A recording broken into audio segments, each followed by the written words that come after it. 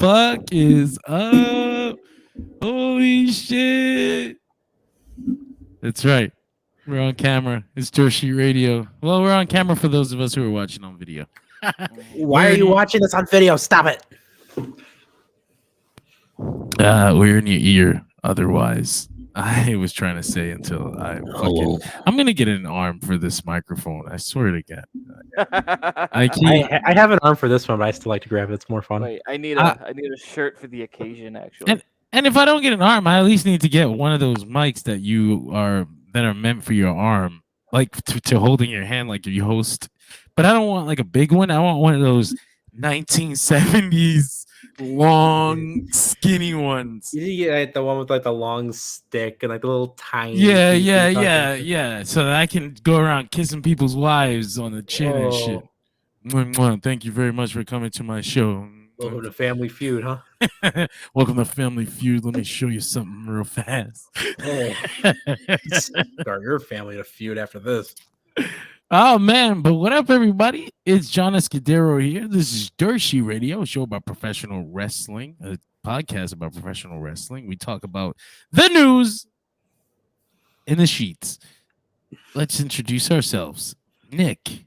Hello, it is I, Nick. Some of you might know me as Neek. And yes, if you are watching this, it says the Amazing Digital Circus is swell. That's because it is. If you haven't watched it, go check it out. It's great. And Greg. Oh, Greg's in a spirit. Look at Greg. These two faces. He's in a 2013 spirit. Introduce yourself, my friend. What up? I'm Gregory Thomas. I am the cult of fashionality. I know you're okay. I know you're chilling. I know you're swell. You went to therapy. Everything's well. We might as well just get right into it, right? We usually bullshit around. I was going to talk about a bunch of shit. Also, the one me, John, and 500 people owned at the goddamn show. Oh, the CM Punk. That's right. I will miss those lightning fists. But I get. I mean, CM Punk is back. Lightning fist. CM Punk is back in the WWE. He's home. No ringer shirts. No ringer shirts this time. He's home, so he says. How he felt. We're watching the WWE Survivor Series pay-per-view. Triple H keeps CM Punk a secret to everyone in the arena except for the people in the match. And some production folks. He lets the show go to the end, plays the copyright logo, and then classic NXT Triple H trick. CM Punk. That was really fucking cool, actually. Great payoff for anyone who spent years watching NXT. Like if you didn't know, you got fooled. But if you were an NXT guy, you were just like, Hold on, don't give up yet. Don't give up just yet. Not until it goes black. It ain't over. I was gonna say it ain't over until it's black, baby. That's the lesson that Forbes learned the hard way. Yeah. That's hilarious. That is hilarious. I wish I still had the overlay for that. I got rid of it, but yeah, Forbes put out the article saying CM Punk didn't return to the WWE. Fuck you, Alfred Konua, however the fuck you say his name. Fuck you, Alfred. Fuck you, cheese plate. No, yeah, man, he comes back. I thought it was a cool moment. I remember. To be clear, I wanted to do this podcast in the new shirt. It turns out all those motherfuckers are pre-orders that won't be going out until late December. My son made me order him the sweater. There's already a sweater? Yeah, the same Punk sweater. You know the Punk black sweater with the white rope inside, but it's got the new logo on the back. Really? Yeah. I am surprised they have kept the Nexus one. They still sell that? Oh, the fist. That just the iconography. I mean, it became more than that. Because even when it was a Nexus logo, it was Punk's Nexus logo. So it's like he took over. He took it over, and now it's got the fist lightning thing. Now Nexus's legacy is simply wrapped up in CM Punk. Yeah, which I guess is a better legacy than they ended up having. Is it? I mean, It's past the debut. I don't know. I loved the Nexus. Like I was a massive fucking Netflix. John is a massive Netflix fan. I love Netflix. They got Grand Theft Auto now. Do you remember they when do. Netflix briefly would have like WWE pay-per-views on them? Yeah. No, Did it? I remember the What? documentaries. I Yeah. remember documentaries. I It remember was they would never like air live on there, but like after Right. like a week or two, then you could start to watch them on Netflix what the fuck Netflix I was don't remember this? this at for like all. a handful of months, and then they just stopped because this was before the WWE Network because they were like trying to Yeah. come up with like alternative solutions. That's insane. So I like don't streaming remember that. content. Because I remember very vividly there was a year where like I saw TLC was on there. I'm like, oh, that's interesting. I wonder what other pay-per-views, and they had like one or two others. I used to get my pay-per-views on DVD 2 weeks after they came out. They were supposed to release 1 month later, but the store that got them got the shipments after 2 weeks, and they were supposed to hold them. But the guy knew I didn't get to watch the pay-per-views live, and I really wanted to, so he would sell them to me. It was like that for Oh, a while, and you then I got think the Fordham deal. he was really nice. He was a nice guy. He fucking And what's his name? We got him. no. he died, so they ain't gonna get him. They Oh, we just lost John. It's starting. The invasion's happening. They're gonna get him. They're on the way right now. It's like the fucking pipe bomb. They just cut his mic. God damn it! This is how it starts. Fucking damn it. You think you can silence me? I will not be silenced. Oh God. Well, I was just saying See that he this was very bully nice. campaign? No. Oh, shit. You can't Like, silence went too me. far. Vince McMahon once went to a spa in Florida, and then Oh no. That's why they turned the mic off. He was gonna expose the whole thing. that's Get it. his mic. That's it. Her name was Rita Chatterton. Cut the fucking mic. Cut the Stop it fucking mic. now. They won't know about that for another 10 years. Stop it. That's I fucked up, appreciate right? that we know the promo so well that we understand exactly what line it ends on. Do you remember how you felt about that promo? So I can tell you that We're talking about the pipe bomb. In case the you hadn't original- grabbed The the pipe bomb. context. the big pipe thing, the pipe bomb. I can bomb. remember. Hey yo, I can remember that before a few people in my experience, I knew it was a work a little sooner than most. oh, Only because I understand the okay, it's just me here. I was trying to think. Sure. You were talking. I understand the rhythms and I understand the machinations that go into a wrestling promo to a particular degree. Not the best degree, obviously, but a particular degree. My biggest clue was he keeps pumping the pay-per-view. That's not something you would do if you were really going off script. Yeah, I knew that it was a promo because they didn't cut the mic off sooner. Yeah. That's also very Yeah. true. Yeah, like if he was really going rogue, Yeah. like But they'd have dropped him much earlier. Yeah, absolutely. I just remember being excited. Like, I can't yeah. believe this happened on TV. More like, was it real? Was it fake? I think I knew it was part of the show. I think I was excited because I knew it was part of the show. I was Mhm. like, they're doing that? Like, that is fucking great. Like, that's yeah. cool. That's, Yeah. I remember showing it to my mom. Like, look at this. She thought it was real. Yeah. She was like, what the fuck? So on that level, yeah, it was super fucking cool, and like, it was very cool to see them. Like, you know, they're doing things they don't typically do. Like, Punk is getting to reference outside sources over here and talk about like Punk. The thing that made CM Punk feel so quote real to people was that he was talking about things that the fans talk about, not Yeah. nobody on TV talks about, right? which would continue for several weeks, calling out freaking Laurinaitis for not firing Davey Boy himself. He also didn't speak with the same cadence as every single other wrestler. What? You know, he spoke like a normal What? person, which was like, I don't understand why it took somebody so long to figure Dude, that out. it's something that gets built into your system. It's Wrestle Talk.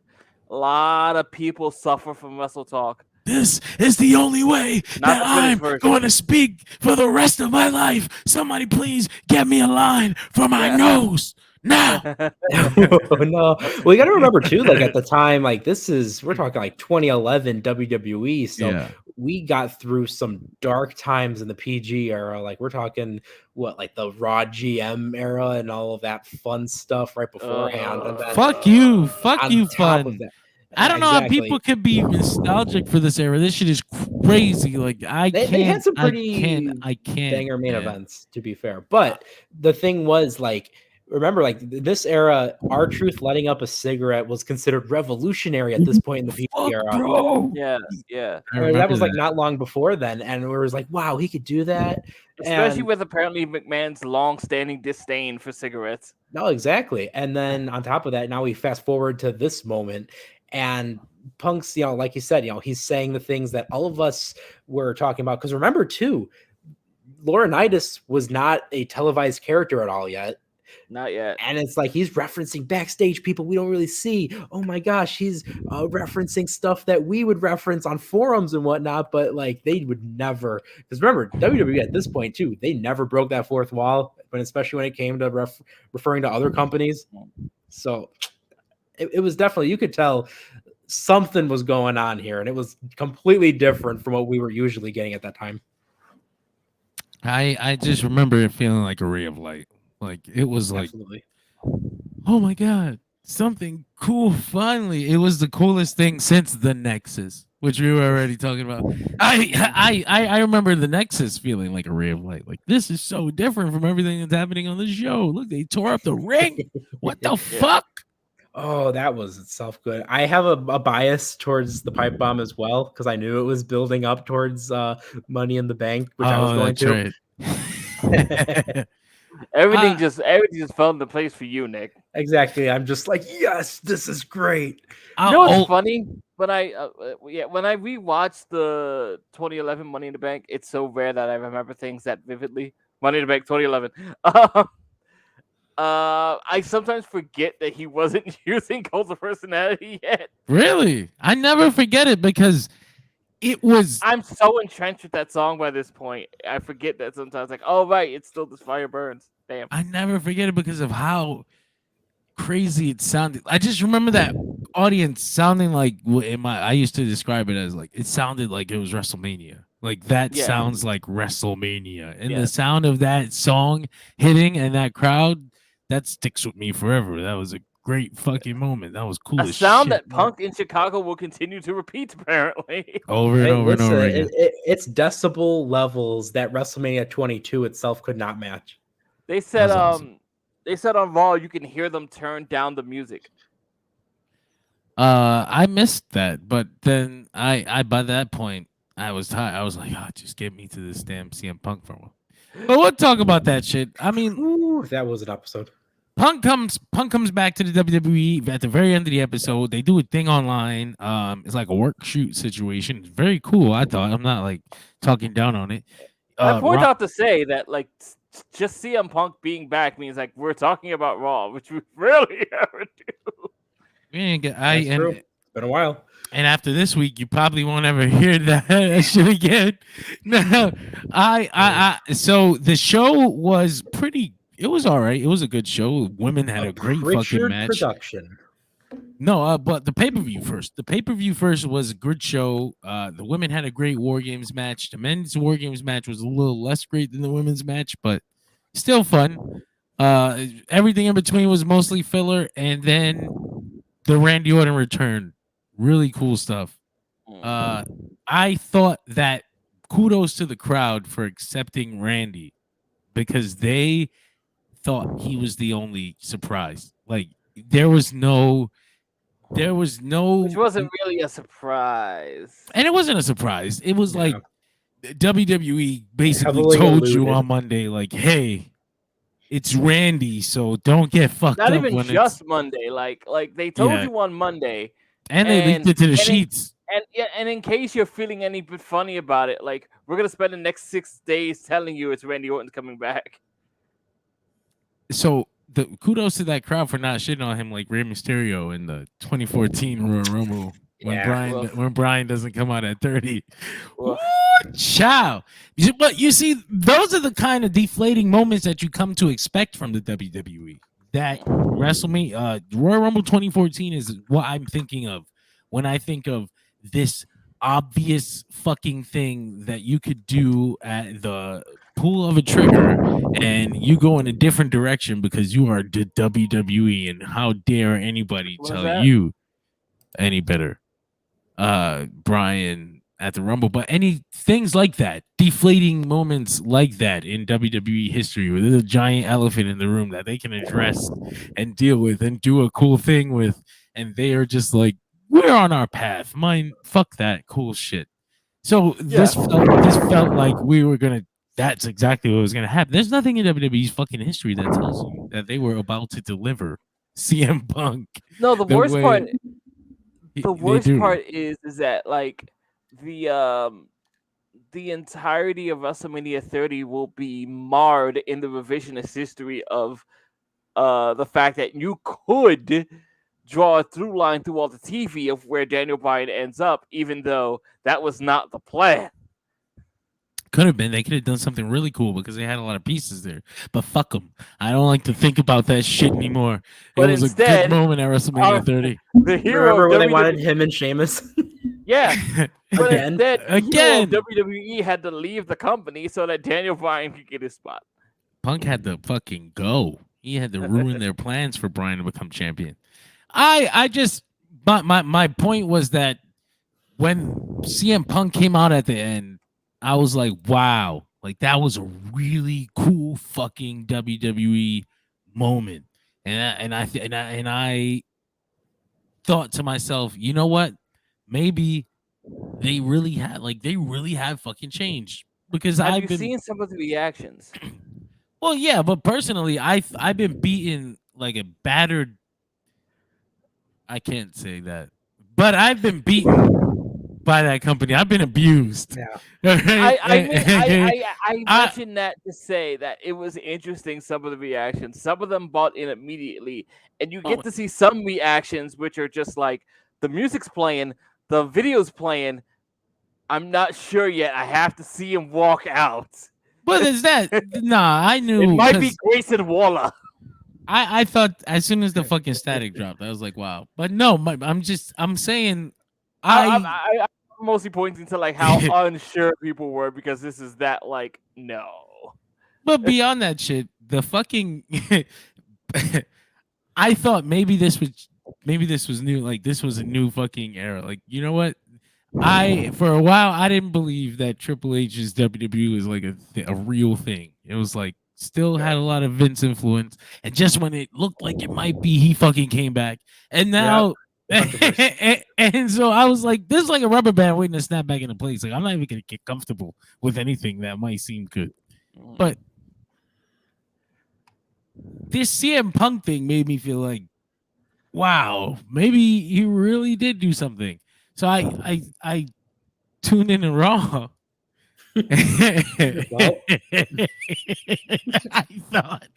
I thought like, you know, that pay-per-view ended on such a high. Like, I was like, wow, man. Maybe the fucking WWE is actually great now. Like, I'm gonna tune this shit in. It'll be 3 hours of entertainment.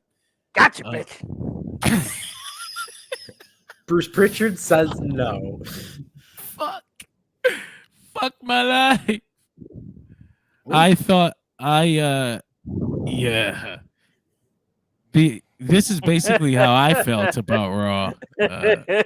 Trevor Dame on Twitter Trevor Dame on Twitter tweeted my review of a full 3-hour Raw that I watched with my eyes. For the love of God, AEW, get your shit together. Please, I can't stay here. Help me. I'm begging you to help me. I can't do this. And damn, that's true. I can't. I won't great. be doing that again. I'm back to Twitter when it comes to WWE Raw. How did we I- used to sit through those 3-hour shows? Because like I this ga- one, it just felt so long. I gaslit myself too. Like they gaslit me too. Don't get me wrong. They fucking gaslit me with that pay-per-view.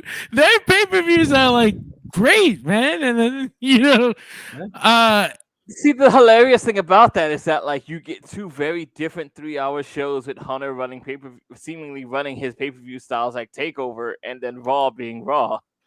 and what's crazy, what's worse is that this happened to be a week where Hunter was not going to be at Raw the next night. He was going to be in LA negotiating rights for Raw, which, by the way, an aside, WWE Raw,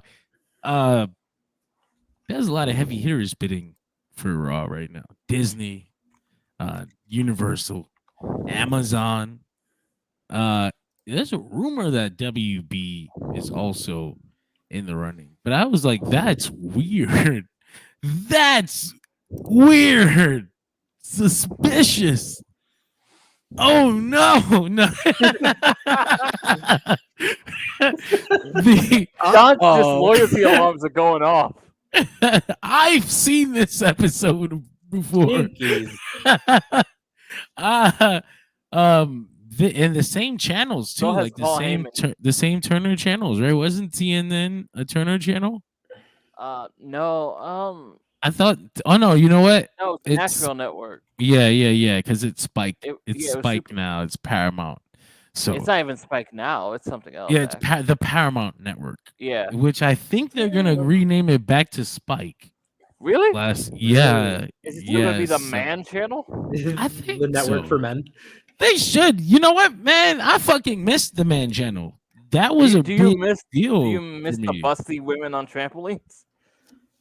Yes. Yeah. Yes. You miss Adam Carolla? We probably could replace Adam Carolla. But I think Jimmy Kimmel went straight, so we can't, dude. I should have watched those fucking car shows on Sunday because now I would know what I was doing.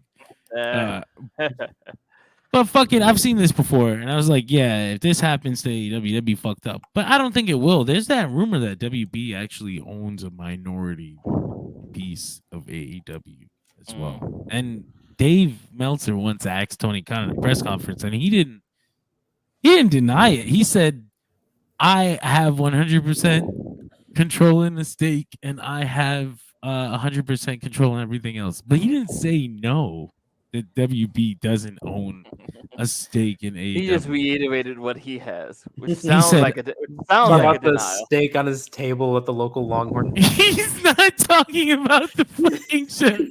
I own this steak right here. This ribeye New York strip. Well, with A1 sauce on the side. If anything needed to drive more fans away from Tony Khan, it'd be him admitting that he takes his steak well done. But yeah, no, CM Punk comes out. If he takes it well, I don't think I can watch AEW ever again. What? I guess I'm just never watching pro wrestling ever again then. I've been silenced. I was gonna say something, and I guess that was in divine interference.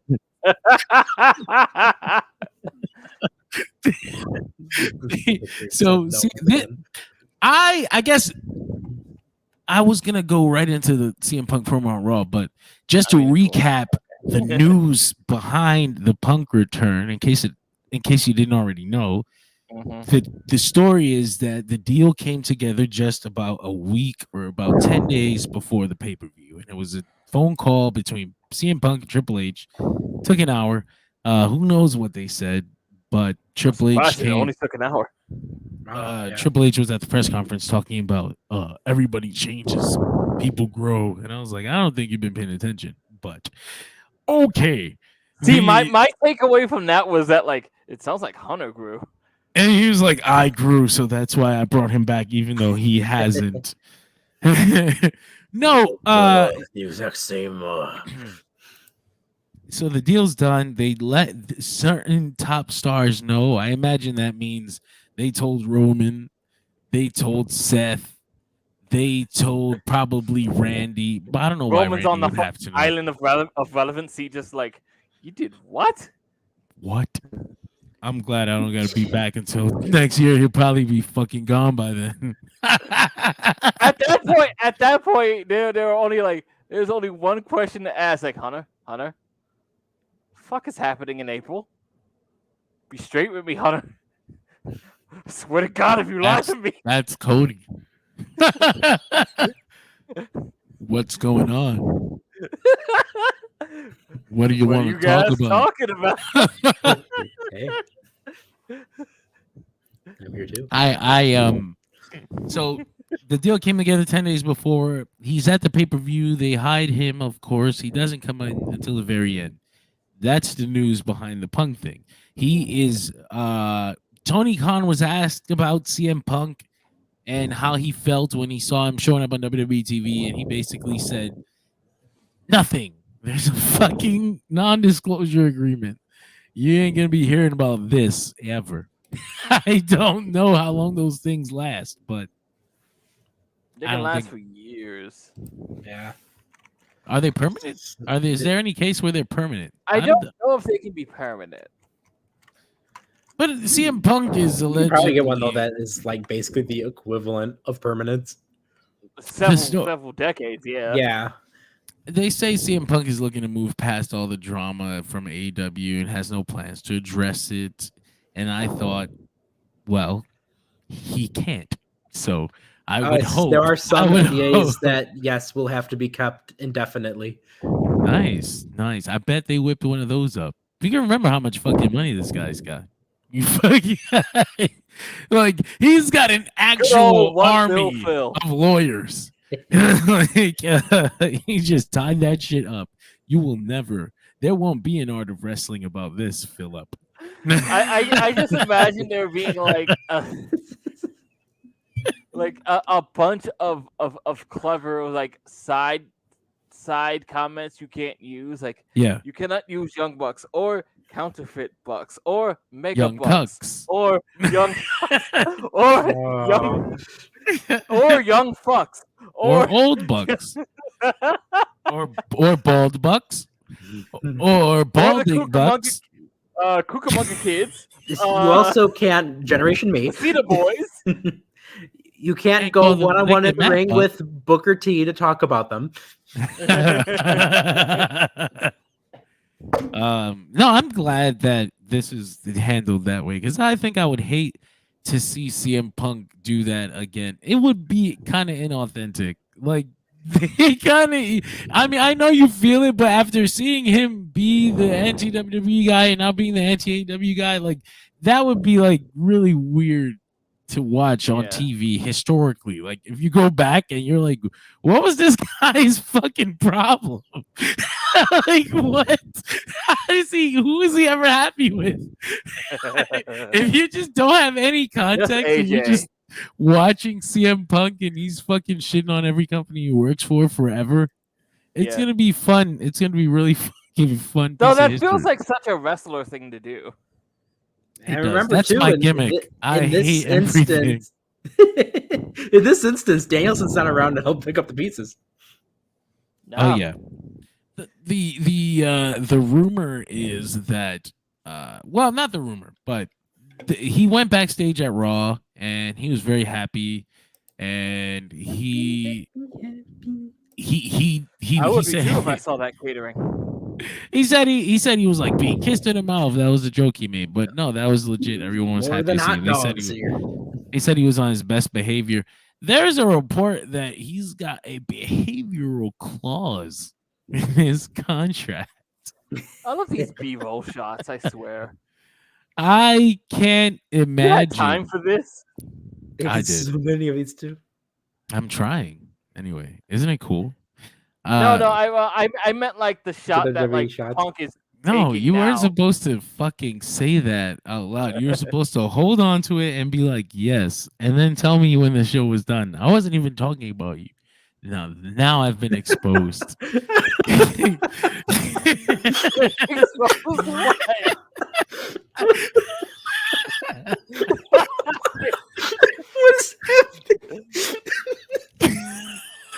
Wow, look at that lighting on Punk there. That's great lighting. That's what I'm talking about. Yeah, I know.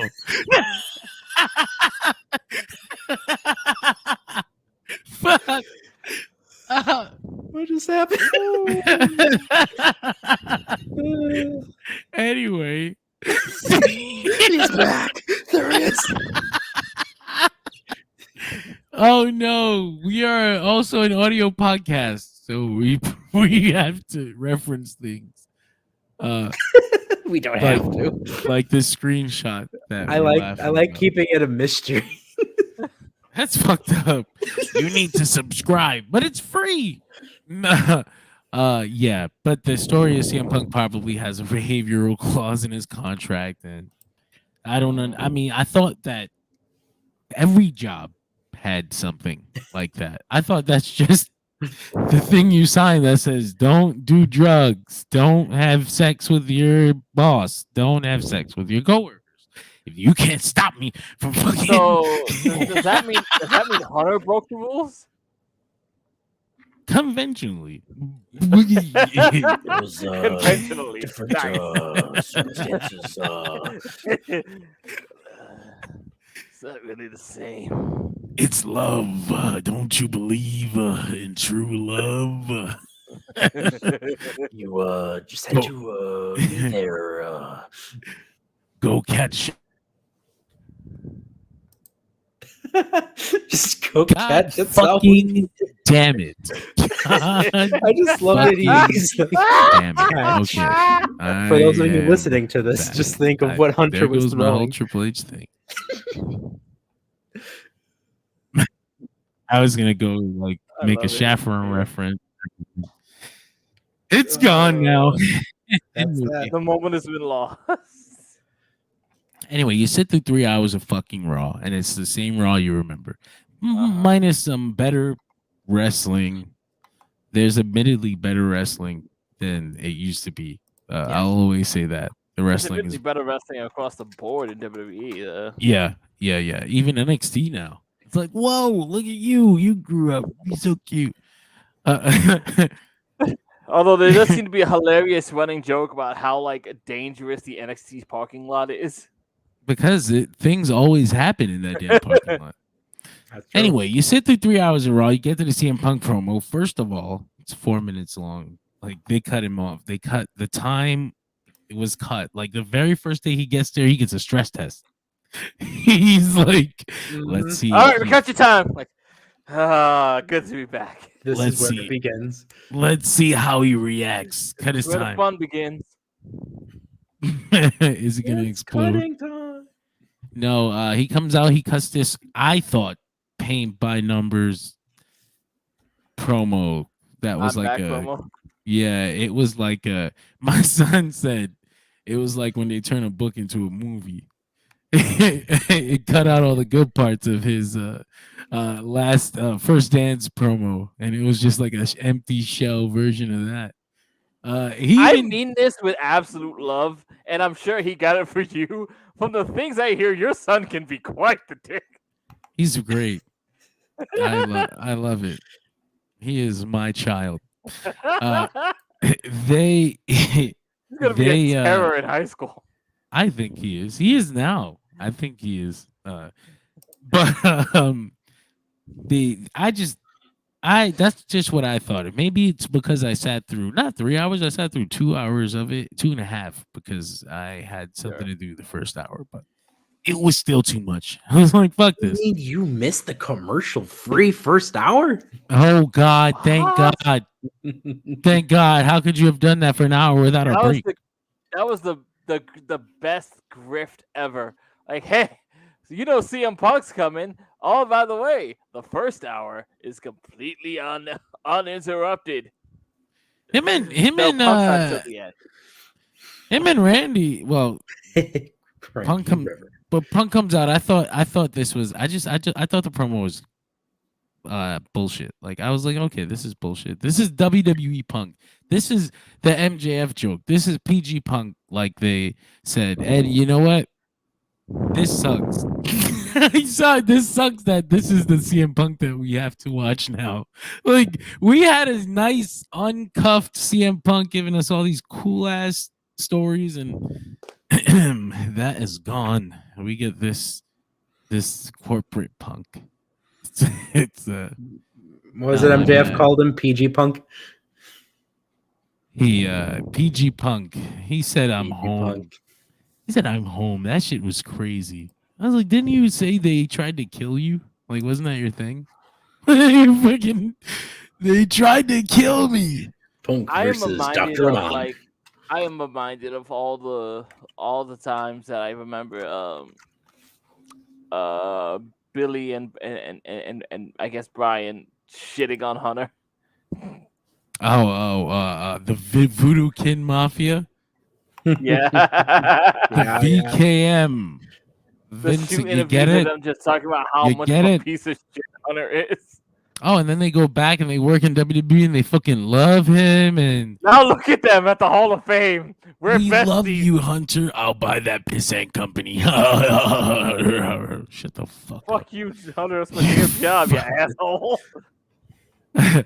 Listen. It's not even his damn job. They're employing my sons, you dickhead. Negativity aside, I mean, I guess I'll say that I'm happy for WWE fans. Like you got CM Punk, you got a cool CM Punk moment. You got, and I don't mean that to say like I'm not a WWE fan, but I'm happy for the fans that don't watch anything else because you weren't gonna get him if you didn't. So like,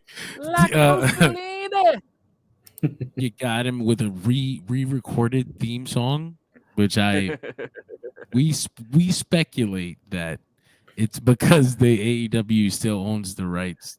Not owns the rights to the song, but the license. The licensing, yeah. The licensing is still tied up in that company. Yeah. But not for the remix. But not for this re-recording from 2008 that we can remaster. Yeah. Yeah. This fire burns. Yeah, I looked it up. It's a remaster of a re-recording. So it's already a re-recording from a which later technically time. Makes it an entirely new master and an entirely new song. Yeah. So they definitely worked hard to fucking figure that out. But they got it. Which I'm told is an industry trick for artists. Because the trick is now, like, if you re-record, you remake your old songs, you own that master now. So now that money is yours. That's the one you push. That's called the Taylor Swift. Yes, that's what I heard about. Although I heard somebody else had done it before her, but like Swift became famous for doing a whole album of them. Yeah, lots of albums of them. She just re-recorded all of the albums that are owned. Smart cookie. Could you imagine if CM Punk came out to Mazaria Canter? Could you imagine if he just redid all the AEW feuds, but like with WWE people? With WWE people? I mean, I can because like we watched the Miz. Like you're just a less famous MJF. Oh my god, he does the Miz. He does Miz. That's crazy. I Miz CM Punk. They do a dog collar match. I say that as somebody who watched him do the Summer of Punk like 3 times. Oh shit, that's right. It's all just inverted. Try to do it a 4th time. I'm gonna do it for real this time. The Summer of George. I did a rant on the fucking pay-per-view post show, and I still feel that way. You ranting? I believe that I was just like, man, it sucks that AEW ended up having to fire CM Punk. And I don't mean to say that I wish they didn't fire him. I wish that he didn't get to a place where he had to be fired. And I wish that all the shit had been handled differently and that all the parties had been more mature about the way they did things. But it is pro wrestling, and I'm not going to say that I expected that and I'm disappointed in them. I'm just disappointed as a fan who wanted to see shit on TV. Yeah. Like That's all it boils down to. My favorite part of your argument was of your entire rant was what I thought was the best truth of it all, which is that like for AEW's sake, now whatever happens next is money lost that could have been made for your company that needs it, Yeah. but because several parties could not have been mature enough to do so, WWE gets to have it. I really believe that at the end of the day, at the end of the run, CM Punk was trying to get out of there. Sure. I swear. I think because if you remember, forget the fact that he went and visited the WWE while he was still under AEW contract. Even if you move that, which that's like the biggest piece. Like that's like he already. I mean, but what's his face was spotted at a TNA show. Of course, but it wasn't under the same context. I feel CM Punk had been like gone from WWE for so long for him to just randomly appear backstage while not only under AEW contract but still kind of beefing with them. It was strange, and people back then speculated that he was looking for a job.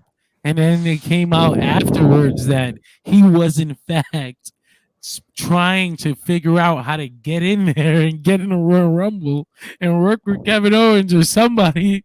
And he's been looking for this fucking job. Then he comes and the collision thing happens. And then if you remember the WB upfronts, there was the whole back and forth between Punk that ended up with him not being at the fucking upfronts or not being highlighted at all and removed from all the promotion for a fucking week. It was already doomed. Poor Jack. Although it does shine an interesting light on the report that he was kicked out of the Raw arena. Yeah. He did get kicked we out. just brought him back anyway. Like, okay, it's interesting. He was there, they said, for a little while, and then Triple H was like, Vince said you have to go. And I joked that was just Triple H being a bitch. He just didn't want him there. He put it on Vince. Vince said you gotta go. I didn't want to do this, but somebody told Dad you gotta go. Sorry about this. My mom said I can't play with you no more. She don't want you staying He here. doesn't approve of you. Nah, but then he comes back, and I just thought, man, this sucks because this was like a big thing for AEW for them to lose Punk and Jade and Cody. Those are like 3 big ass losses, so it really sucked for AEW. And the whole next fucking day, all people could talk about was how bad it was for AEW. Like, oh no, like AEW is gonna die now. And I just was like, that's ridiculous. But yeah. It does suck. It's bad optics, and that's how you create those. That's the important part, right? It is, because that's how those conversations start. People fucking dumb. Like, there's more dumb people than smart people, and the dumb people will start the conversation together. They're quite loud as well. That's just the way world works, man. They happen to also be quite loud quite often. So this is CM Punk in WWE. Looks like he's going to be feuding with Rollins going forward. What do y'all? How do y'all feel after that promo? And what do you think? My immediate assertion is like, oh, Seth's dropping the belt. Oh fuck, you're right. That's something else for him to be unhappy at. God damn it! Because the way it all made sense to me was, if Seth is wrestling him at Rumble, right? You either have to do the funky finish, which is always a possibility in the WWE. Yep. You know, the back door. Or you have to set up a situation where, for some reason, Seth is either having a non-title match that night, or he has to drop the belt before Rumble so that there's no reason to not have the belt on the line. The easiest shakedown in this situation is Rollins drops the belt. and then Right. we work our way back around to it at WrestleMania. Rollins versus Punk again, maybe with the belt on the line. Yes, that is a nightmare scenario for some of you because it puts a championship belt near CM Punk, and that is kind of like. Doomsday. You've been here before. This is how it all started. Damn it! Justin's like, not again. You're I was fueling there. him. I had to watch that atrocity live. I'm so glad that history will look back on that as a dumbass moment because I thought it was a fucking dumb decision when it happened. I said You know the what? story, not putting the fucking belt on Punk. You want to put the belt on Punk, fine. But having him pin Hangman in the first go around after spending all of that fucking time building to Hangman as champion and setting him up as the fucking centerpiece of the company, he needed to pin CM Punk one time. That's what needed to happen. There is record on this program. I said to you, if Punk pins Adam Page after this 2-year journey to get him to the belt this early, that character might be dead. Or at least severely wounded. And then he died.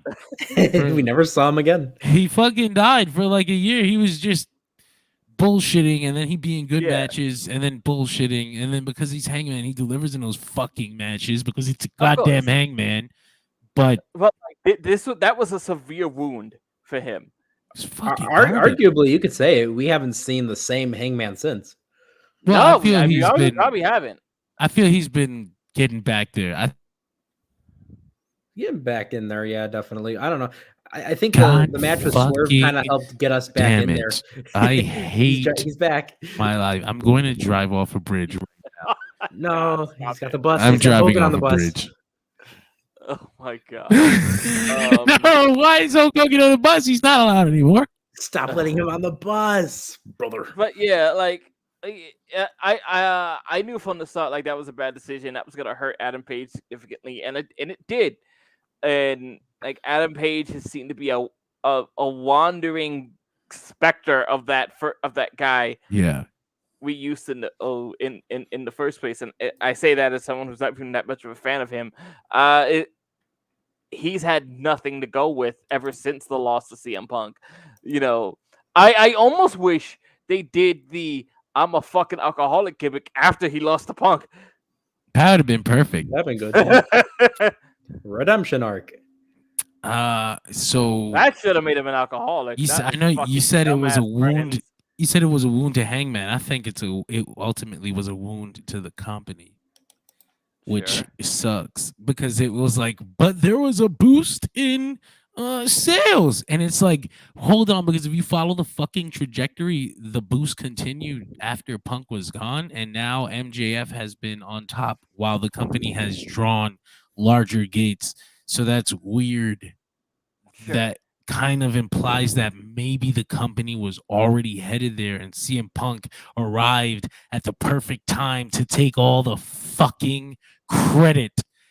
Crazy. I will also posit two other perspectives. One, this was a failure of TNA's that I thought actually should have been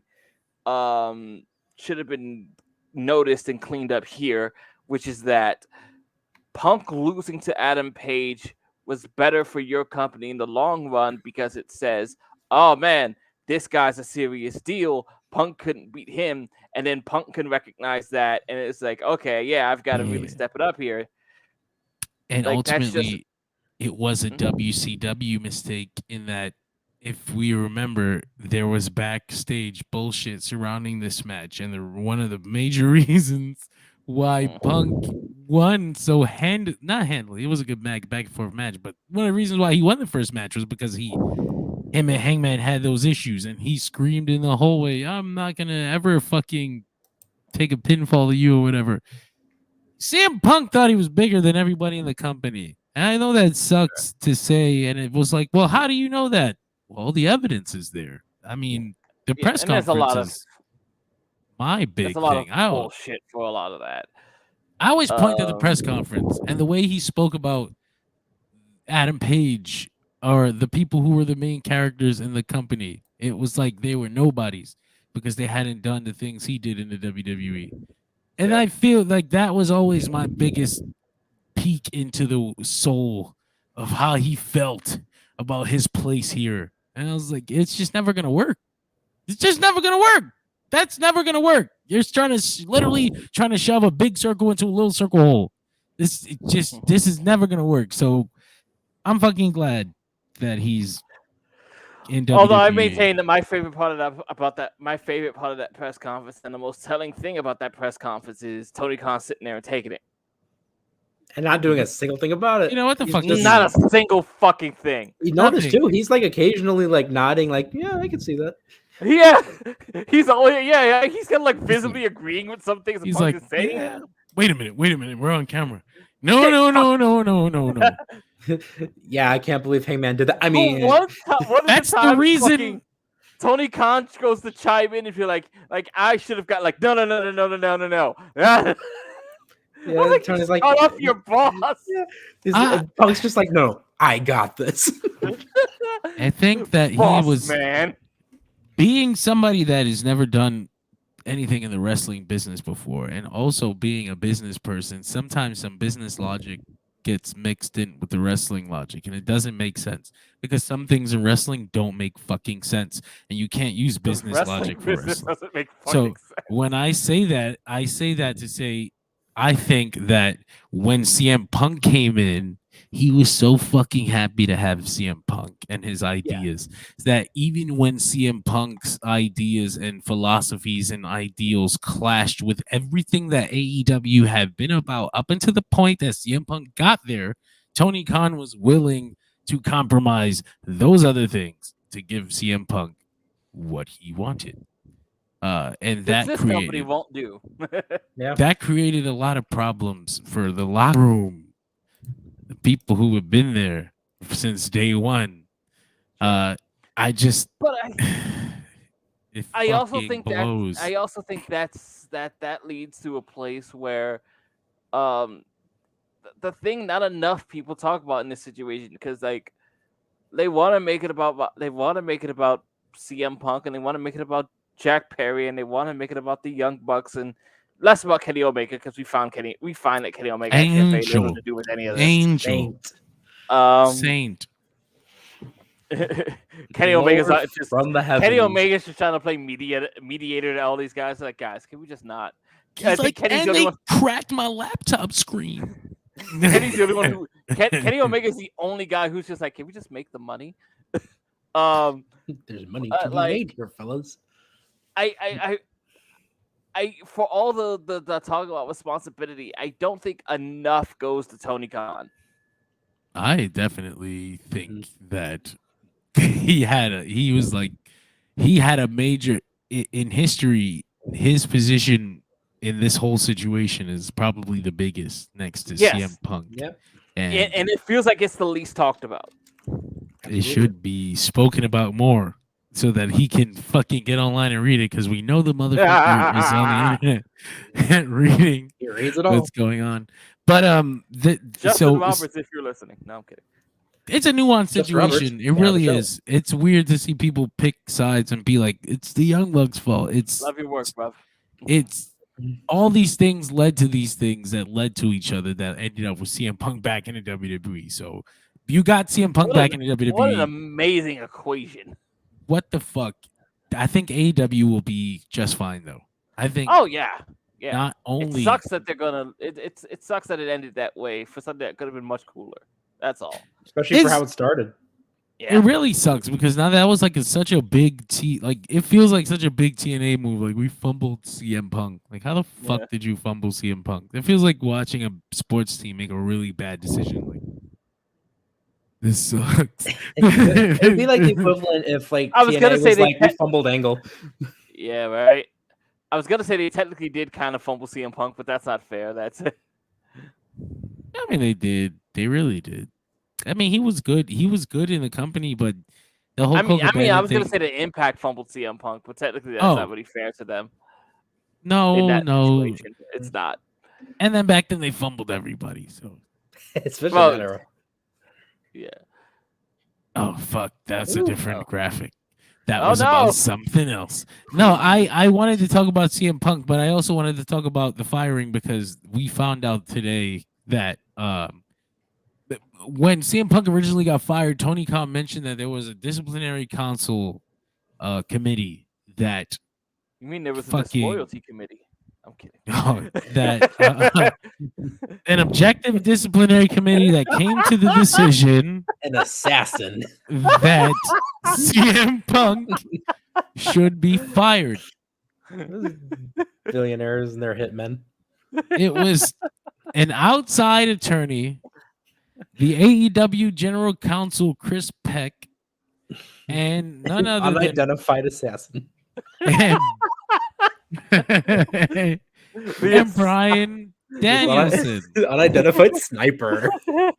The corrupt cop, Bryan Danielson. Bryan Danielson was said to be a objective party, like wholly and entirely objective. So he was chosen to be on this disciplinary committee. Like, and I mean, this sounds really cool and it sounds really nice in company terms, but it's like ultimately he's the enforcer. Like we spoke about how Tony Khan he was too nice and he needed a wrestler who can basically stand next to him and do all the bad guy things. And they So found he one. found the nicest one he could find. Yeah, He honestly. found the nicest guy. Punk, I know I love you, but But I mean, his ability to make that decision kind of says that he's the guy, right? Yeah. Of all of them. And I mean, he's got like ultimate respect in the locker room. Like he's in that Undertaker position, I think. Not I mean, the now that I say it out Jet loud, Wrestler's Court.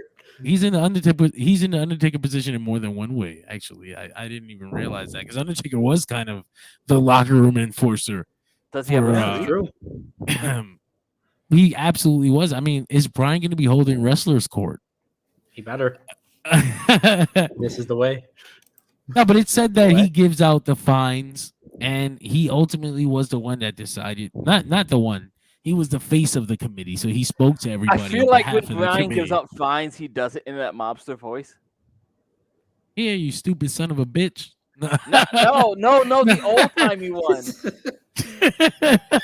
Prepare to be fined.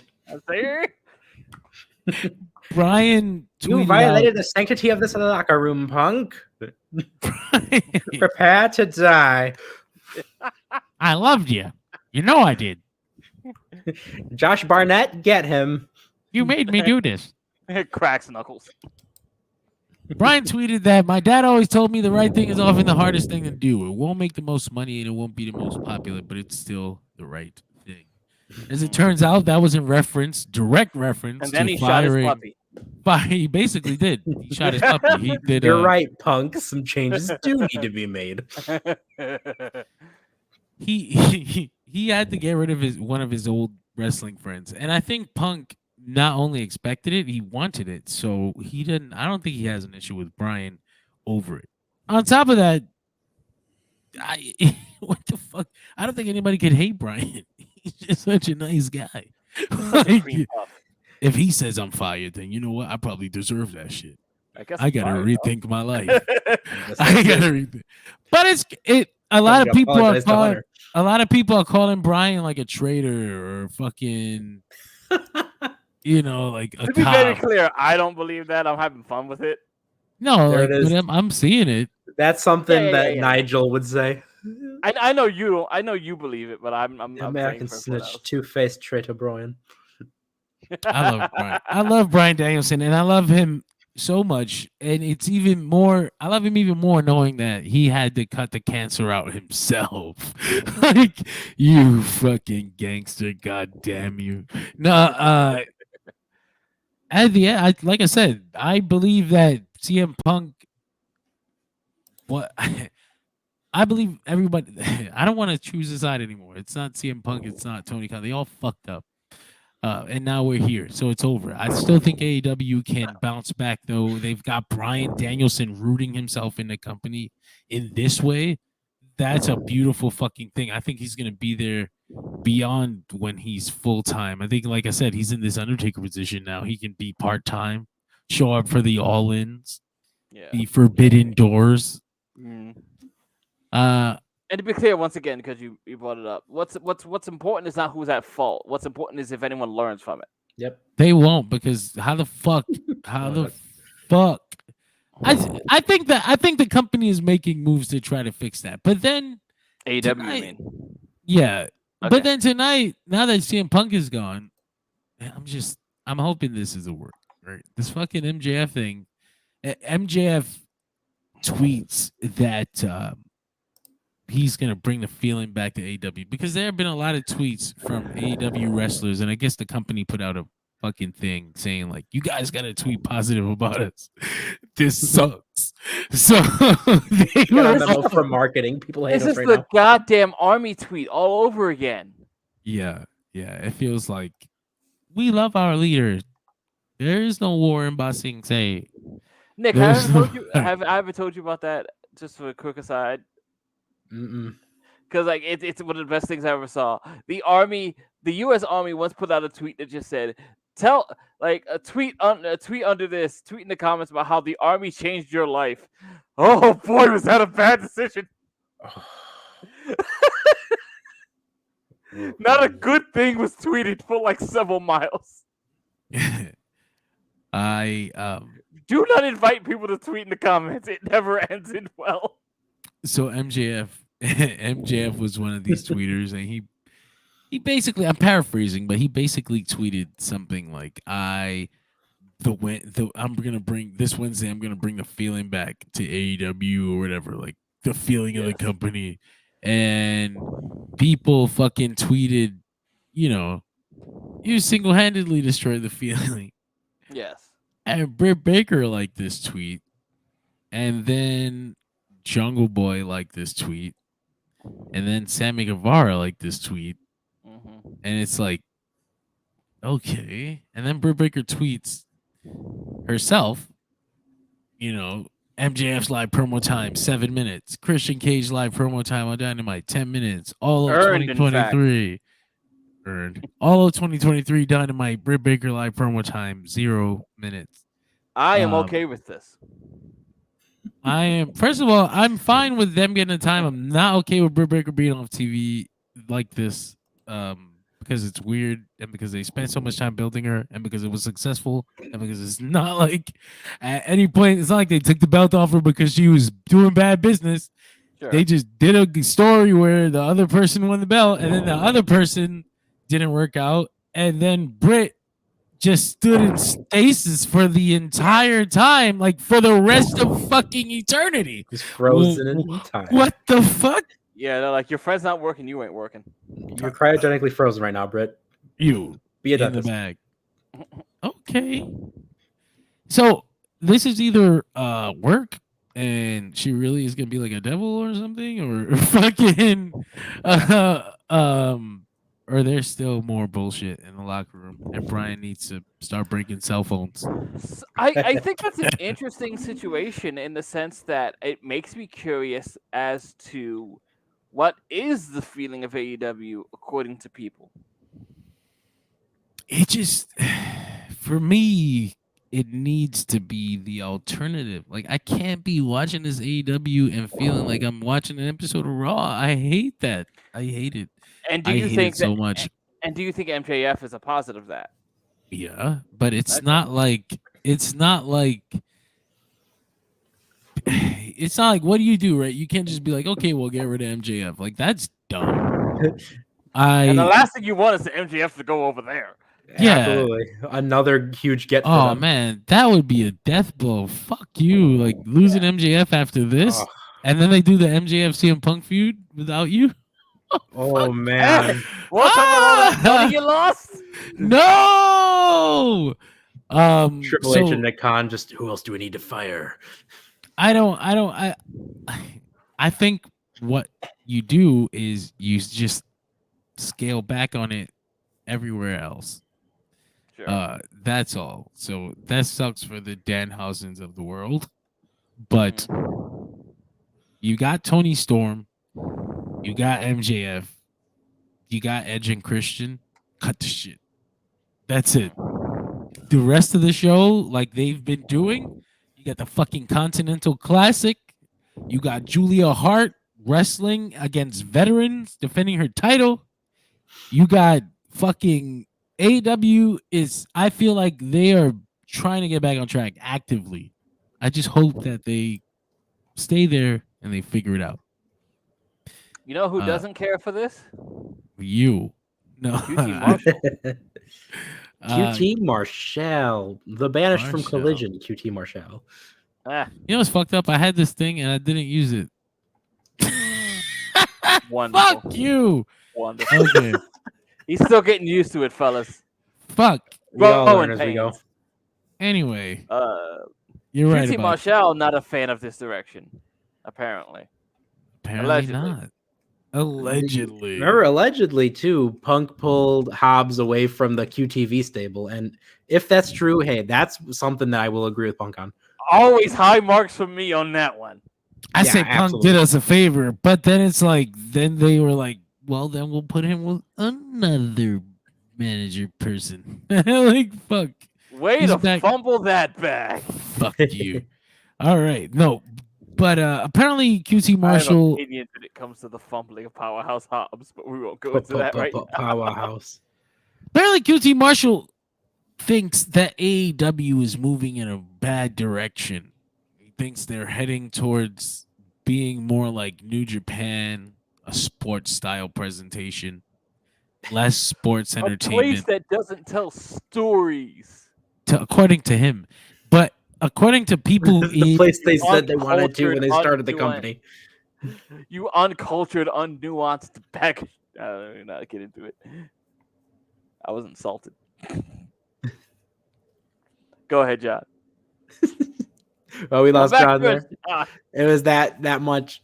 But that's the thing. Like that was legitimately like the direction they said that they were going to have the company go in when they started it. Oh, the sports-based programming. Yeah. Well, I think that was still they were like early Earth, you know, it's still molding and forming and it hadn't cooled off yet. QT Marshall's like, don't worry, I can fix this. I can fix it. But no, the QT starting to realize there's no room for the QTVs, you know, like in a world where AEW wants to move away from that kind of shit. So you know what makes me really sad about that is Nothing. what happens to Solo and Camarado now. what happens to John Morrison?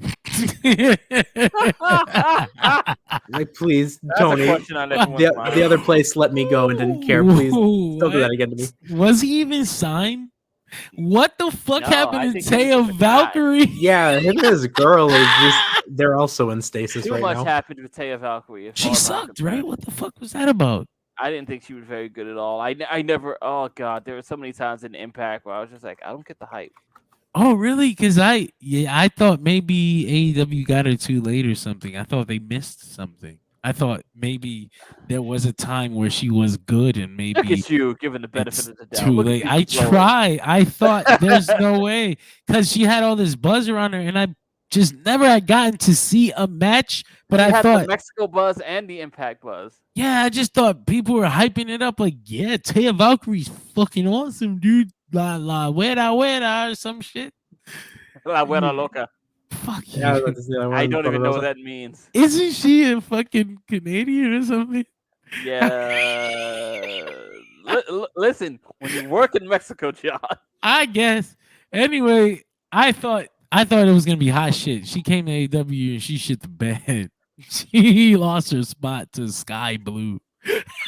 Her last 3 matches for AEW have all been dark matches. Wow. What were Yeah, the last so- 3 TV matches? The last need- TV match was Last 3, Rampage, please. Rampage, Dynamite, With and who? the Dynamite one was the loss to Britt Baker in July. Oh wow. That's how Ju- long ago it's been? And then Holy like the shit. last Britt Baker televised was match. working? Yeah, the last televised match was September when Britt Baker, Hikaru Shida, Sky Blue defeated Anna Jay, Taya Valkyrie, and the Bunny. So the Bunny was still there. So Damn. she definitely got her spot taken by Sky Blue. And dark match, November 1st, she defeated Hollywood Haley, good old Netflix girl. Bugetto. Oh my god. I didn't know her Haley mother J. was a wrestler. Yes. That's interesting. Yes. Who both of I heard both of them recently comment on CM Punk, and I was just like, who the fuck are you two? Why? What did they say? They were actually both very supportive. Oh, okay. Sounds But about why? But why? Who asked you? I don't know. But like fucking Haley J was just like like Punk's attitude just sort of represents the way I was brought up and about protecting yourself in the business, and like her mother gives her fucking old school opinion, and I was just like, oh, I get it from the mom, I don't know about it from you.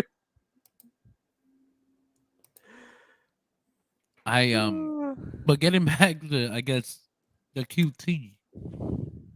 This motherfucker wanted to not only do what he was doing in the back, he wanted to be a star. He went to Mexico, he did the AAA run. He put on the American flag like several white men before him did. He is very, very eager to be on Jesus television. Christ. Dave Meltzer says one thing with QT wants to be a wrestling star, and it wasn't going to happen in AEW. I can't see. His teeth are too bright. I can't see that happening in most places, but I was gonna say, if it wasn't gonna happen for you in AEW, it ain't gonna happen. Maybe he'll go down to AAA and he'll be a heel, like what's his name, Sam Adonis, and it's literally his gimmick. Yeah, I don't know. I think the best thing he did was allow us to see that AEW actually is going to be moving away from that sports entertainment shit. So thank you, QT, for opening that door and telling us that things are going to be okay. Like, it'll all work out. It'll all work out. I appreciate that. QT Marshall was a great bathroom break segment. No, he wasn't. Yes, he was. He wasn't great at all. It was a great time to go somewhere else. Triple H at the I got to go make that sandwich. Triple H at the post Survivor Series press conference said that Jade Cargill is her development was delayed by quote unquote no fault of her own, kind of implying that AEW didn't develop her well enough, so they have to wait now and they have to put her in the PC and develop her even more. From the ground up.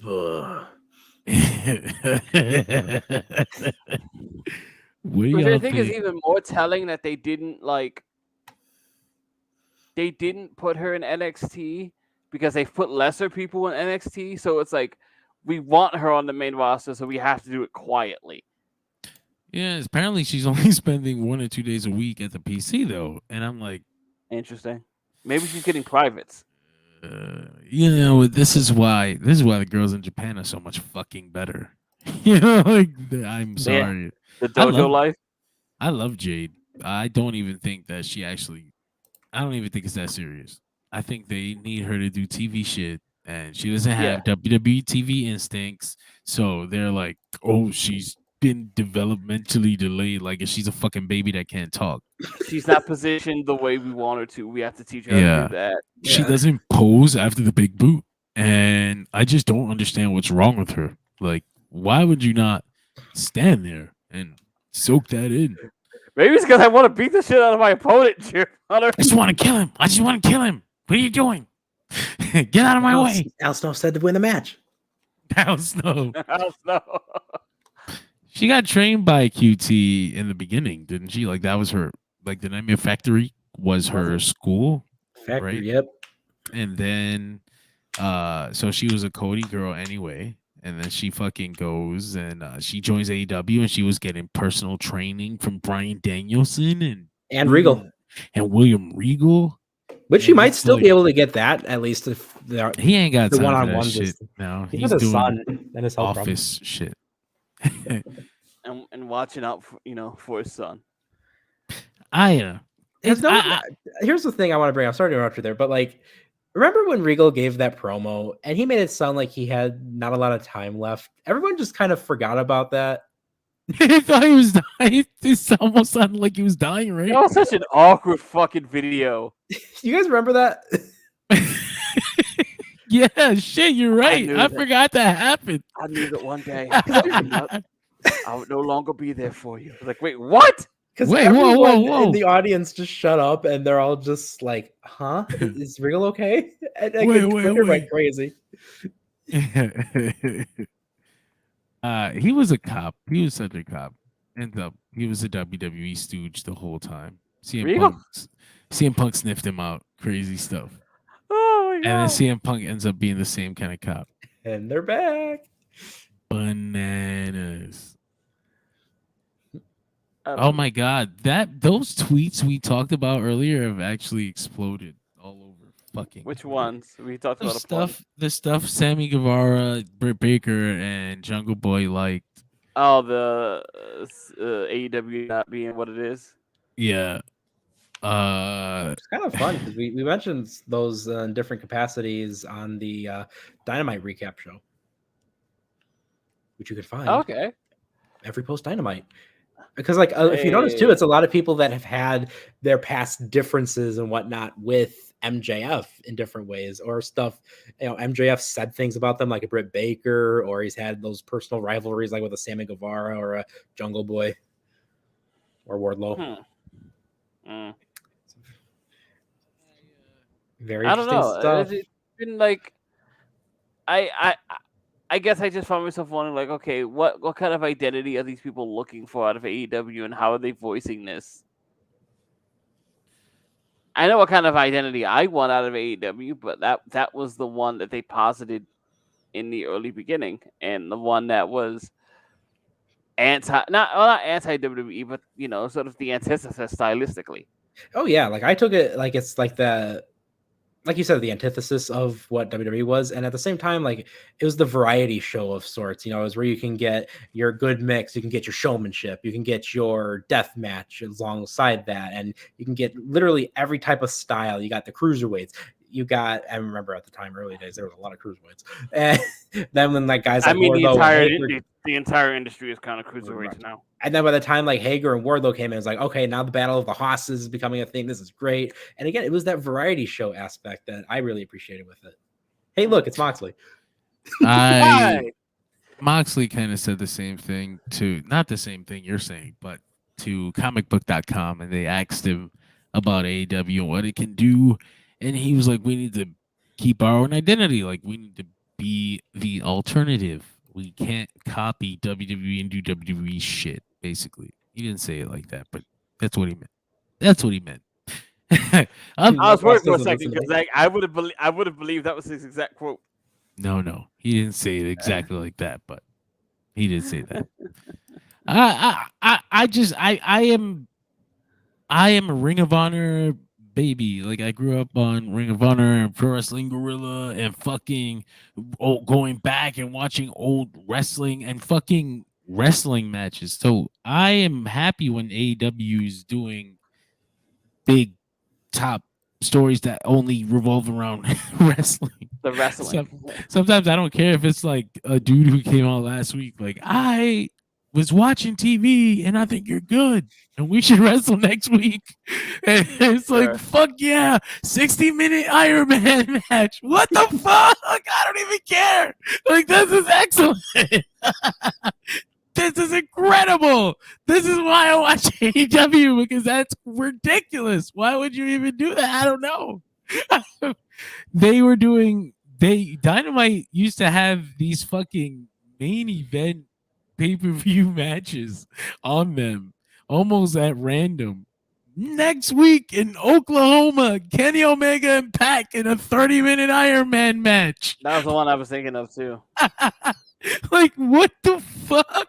Yeah, absolutely. Please, more of that. I miss those days. Fuck. I miss things like that. But yeah, I think there's a failure to just figure out how to tell good personal stories between two characters. I don't know that because it's not like they got an in-house style. It's just different people at different levels being slotted into positions and performing well or not performing well. It's Well, not probably like slotting themselves in positions, it's not. It's not. I somewhat. don't see. It's some people. Obviously, some people because people are people. There's so many of them there now. Some people are gonna be a little snaky about how they get into their positions, and other people are gonna be Oh more yeah. forward. And some people are gonna be politicians, and some people are gonna be honorable. But ultimately, AEW, it's not like WWE has, they have the writing team umbrella and all the wrestlers are there. So when it's like there's a problem with the WWE, you can identify it and then you can be like, well, maybe we can change this thing in the system. Like I said, AEW is like, it's wrestling. It's a wrestling company with run like a wrestling company. And it's weird to see that in this year. So it doesn't work all the time. But when you say like they have a problem, it's weird because it's not something that they can fix across the board because it's so many different ideas coming from different places. And while Tony Khan is the one booking the show, he's still A being very important. pitched at Mhm. and accepting ideas or declining ideas. And I've got a feeling that the like he's saying yes more than he says no. Sure. Based on what I see on TV I think sometimes. day one, that was one of my biggest conceits, that the people running this company are going to be wholly unexperienced, and you're just hoping that there are naturals involved. I think even if you did have better people involved, there's a lot of growing pains. Like I feel like Of course. you could have had like literally a saint booking this show, and then that CM Punk AEW situation would have happened in a different way because somebody Well, still yeah, would have moved a Yeah. different but I'm piece. not. The And in-between. I don't think inexperience can fix something like that. I think that has to happen No, for not you to get that. the experience. But I mean, creatively. Even creatively, yeah. Creatively is, like I said, creatively is weird. It's hard for me to be like they because it's so fucking weird. Like you can just see it's inconsistent quality on the show because you can tell who's being Booking what guided, like who's booking what. Like Julia Hart, like is it Tony Khan through and through? Like project? You project, think boom. so? Yeah. That's Tony Khan pure and pure. There's no what the fuck is Julia Hart pitching to Tony Khan about wrestling? She learned about wrestling in a video game. She never watched this Well, shit. She's fucking learning she it pitched the now. House of Black thing. She pitched the what, the whole House of Black? She pitched her position in the House of Black. Oh, I mean, yeah, can you put me, but I'm saying like That'd be kind of cool if she did pitch the whole house play. actually I have this idea for Malachi Black, Brody King, and Buddy Murphy. You Actually, can put I'm me in totally there if you want. No, Actually, But listen, this is gonna I'm- be money. I'm totally a super goth bitch in real life. Like, no, but what I mean, like They're gonna have what I Taylor, mean they're is gonna have I a don't girl know. match the house rules. I think Julia is definitely pitching like character things and like this is what I can do for myself, like as a girl, as a goth character. Like I'm gonna do this shit, I'm gonna do that shit. Maybe you could Look put at me how in there cool I look with with them. this hat. I mean, more like I have a I'm storyline. super. Tony Khan, me and this wrestler here, me and the Four Pillars are gonna do a fucking Four Pillars World Title match Sure. where me and Sammy Guevara are gonna act like we're healed together, but then we God, won't that be. was stupid. I don't see Julia pitching on that level. Like I think Tony Khan is positioning this. Sky Blue is another one that I can't imagine is able to pitch very much. Also, she hasn't been there that long. Like I'm sure he's like, you are also a goth girl. Okay. Make you a goth, and you're gonna I be a feel like goth. I feel like I can't even remember getting the whole Sky Blue is all elite thing. It happened. It happened the first It did? weekend Okay. that they booked her that all out weekend, and she did like a bunch of Chicago shows, and then after Okay. that they were like Sky Blue is all elite. And I remember thinking like I know why they signed her. No, Shut up. because I was like, I can't believe like I guess she had an energy of like a bubbly pixie energy that they were like, we can use this character on television. But I was like, I didn't see anything that was like. But also, I need need to Sky Blue to sign- be the next big AEW Chicago draw. Could you imagine? It's Sky Blue. That's gonna be a time. That would be incredible, actually. But They're yeah, in no, Chicago. It's time for Sky Blue to get the title shot she's always needed. I want it to be the thing too, where she walks out, and then for the next 7 years, everyone just chants Sky Blue" when they don't like something. Nice. yeah. I really want to see AW get it back together, and I don't think that means that they're having bad shows. Like I still think like I said, I tried to watch Raw, and I was like, I'll come back. I'm here, Dynamite. I don't know I'm that here. you've ever had that problem with Dynamite, but No, I have not. No, it's very rare I miss Dynamite, and if I do, it's because I had to. It's not like I was forced to. I still enjoy it. I enjoy this week very much, actually. And is Collision still like a quality show? yeah, it's got Okay, all the yeah. fucking. It's got all the Blue League matches on it right now. That's true. I mean, but before we started the C2 thing, obviously. Oh yeah, it's fine. Like there was nothing wrong with Collision except for the day it airs and the idea that people, I guess, aren't like Dynamite was the established show. Like anything else was like we have things to do.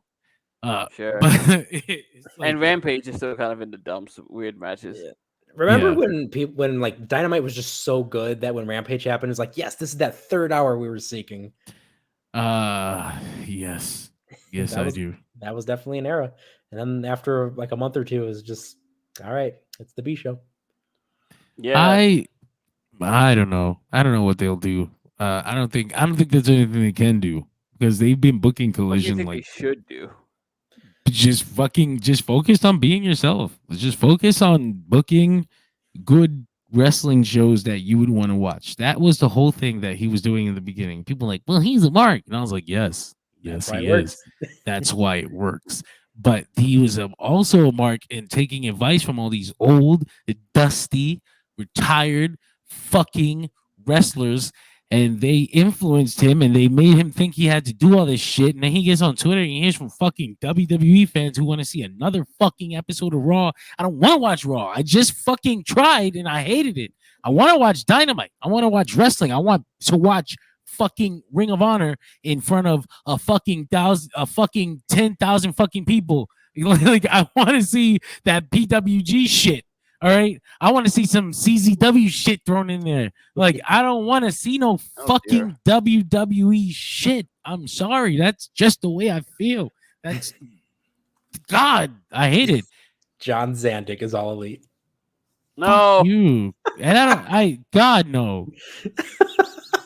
But it's just crazy because it's like it still has all that. Like Bryan is fucking there. Hangman and Swerve just had one of the most violent matches I've ever seen in my fucking life. AEW is still AEW there. It's still in there. It's not gone. It's not bad. It's not dying. I felt that old AEW spirit too when they did the dream match of Omega and Vikingo. They did. Just out of nowhere. Just randomly a dream match on Dynamite. Fuck yeah. I used to love that shit. That was the old AEW. I enjoyed that. I know Tony probably heard people on Twitter like, we keep seeing dream match. So fucking what? God damn it. Twitter doesn't matter. Twitter's not a real place. 1 million fucking people watch wrestling and 10,000 of them are talking about it on fucking Twitter. I feel like that's an argument I have weekly. Jesus Christ. Oh, but Twitter is not a real place. But it isn't. It fucking isn't. That's why sometimes I hate that they release things on Twitter. It's like, it's so good. Why would you not put that on TV? Sometimes these wrestlers are cutting promos that are amazing and they're not on television. They're on Twitter. Why do you think everybody's on Twitter? There's only fucking everybody on Earth's on Twitter. No, fuck it. I mean, how many people are talking about Dynamite every week on Twitter? 20,000? Let me 30? See what it looks like right now. If you look at the tag right now, right, it should say how many comments there were, right? The hashtag? Yeah. It usually says like hashtag. Dynamite? Yeah, like trending. Dynamite. How many posts? Maybe, but I don't think you can see it because it has trending with Samoa Joe on the bottom of it instead of how right now. posts. I keep seeing Edge telling Christian to go fuck himself. Yeah, that's me too. Go fuck. I see Swerve beating Jay White, and a bunch I of see Emi Sakura, and that's what matters. And a bunch of Minnesotans trying to get in Swerve's face. Y'all done fucked up. That was a good win for old Swerve. I thought, There's about to be a bunch of L's for the people in the front row. But I mean, that's pretty much us this week. Someone changed the backdrop on one of these Twitter posts of when Tony Schiavone, Sting, and Flair had their interview, and they put the Nitro set in the background. They should have put the old Jim Crockett Promotions backdrop. I still had that from earlier tonight. But whoa! Well, they can't. No, they technically can't even use that, can they? No, but doing AEW Revolution at the Greensboro Coliseum is quite the choice. Isn't that place really fucking old? Why is the building creaking? How many people does it hold? It's no, not Greensboro. Silly. Greensboro Coliseum. Standard capacity is 35,000 plus. That's not bad. That's a good amount of people. I mean, I can't imagine that's how much they'll pull for a regular pay-per-view. Although I should say, like, that fucking... Oh, check that out. Boom. That's what Nick was talking about. That's funny. I hate how, like, seamless that looks. I know. I saw. I'm like, wait a minute. I was gonna say, I should say, I'm very surprised that AEW All In 27,000 tickets on pre-sale. I did not see that coming. I thought I thought that it was gonna be a lot harder to sell tickets on year 2 for All In. Dude, even if they don't sell, like even if 27,000 was the rush for the first sale, like even if regular sale goes on Friday and then they don't move into the 30,000, they have 9 fucking months to fill that shit up, and I think that they will. I think it's very interesting that their big mega pay-per-view is one that is international, so for lack of a better term, that it's away from the home base. That is a brave call. You say home base, and I wonder, like, do they go back? Like, is Chicago? Can you still run Chicago like that? What's the football stadium in Chicago? No, I mean, without CM Punk. I think you can. It's weird. I don't even think Chicago knows what their football stadium is going to be anymore. Oh Jesus, really? They're still waiting. Yeah, because the Bears are going to be moving to Arlington Heights. I didn't know that.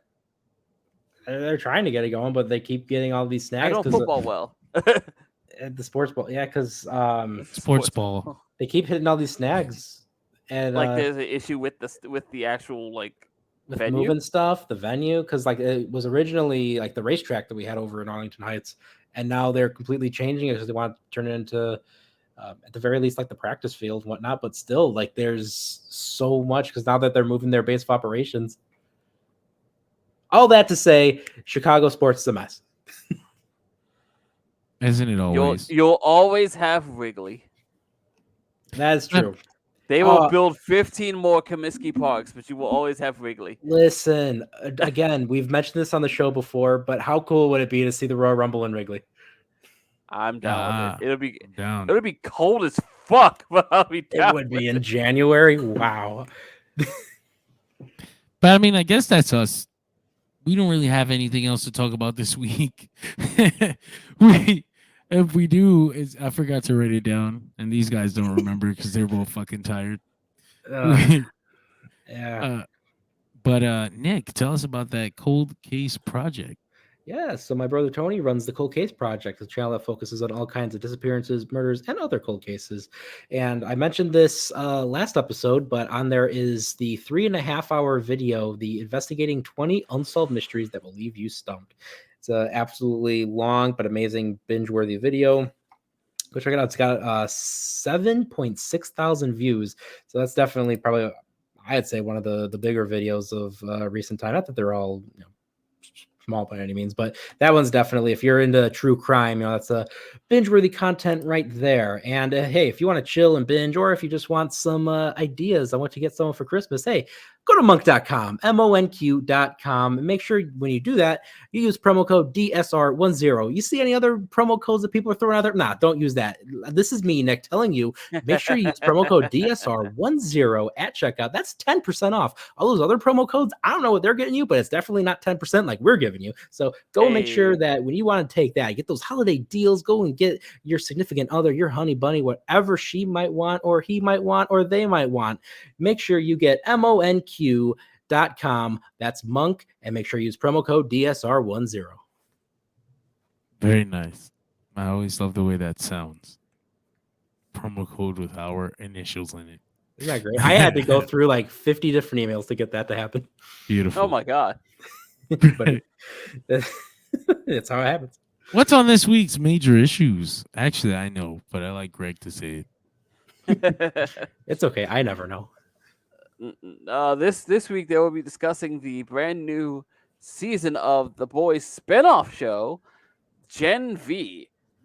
I have not caught this yet, but come listen to the other guys talk about how they felt about this new cast of kids and this school run murder mystery in The Boys universe where people die all the goddamn time. The Boys universe. Garth Ennis would. It makes John just die inside to hear that. That's fucking sickening. The Boys universe. The Boys universe, but where's Dalton Castle in all this? Oh fuck! Can't believe they're doing a third one. Who did they get beat up by? I don't know. Recently? Oh, the Boys? Yeah. I don't know. They lost a handicap match to somebody. I'm trying to decide. Like, I have this fucking box, and I wanted to keep it as like a display box, but I don't. It fucking ripped. It got ripped over in the fucking corner. So now I'm like, I should. It's time to open it. It's like I should just open it and rip it. All right, that's the end of the show. An unboxing. I'm not gonna open it now, but special bonus. I thought it looked real cool. It's got the damn card inside. It's protected already. I didn't want to open it, but it's got 6 packs inside. They're probably full of trash. I'm gonna open it and regret it. When we finally open that Patreon, one of our exclusives will be John unpacking 50 AEW card decks. Listen, I have a video on standby of those. I would do. I showed you guys those. Think about it. Like I remember I showed you guys those like 40 booster packs. But it's just. It's just. It's expensive to keep up, and I'm already spending the money though. It's you only have to get these 50 packs for the content. It would be for the content. But the problem is that then I'll start convincing myself that all of it is for the content. Like, oh yeah, I just ordered this case of 6 fucking $100 boxes for just $5.50. I got $50 off. It's for the content. I use promo code DSR10 at checkout. I can't keep doing this. But go check out all the Dirt Sheet Radio post-show rewinds. Watch them all, even if you don't watch the fucking show they're attached to. But especially the Dynamite one. WWE Raw, NXT, Dynamite, Impact, but not yet. Soon. Impact is a weird situation. Is SmackDown, the show still called TNA Impact? Yeah, it is.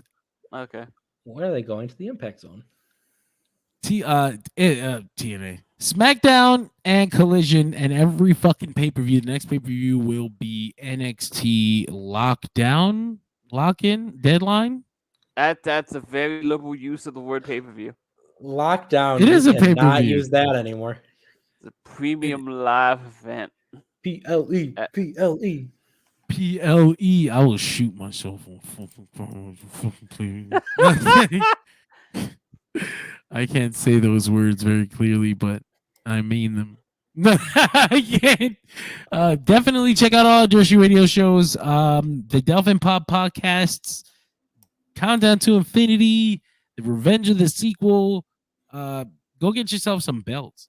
Belts are really cool. They make you happy. My Ring of Honor one's in the next room. I have a lot of them actually. I keep them behind me on camera, but it's to We become fucking ended. We ended so early. I feel like nothing to do. But Nick needs to go to bed. I'll see I'm you guys. passing away. We'll see you guys next week. yay. Peace.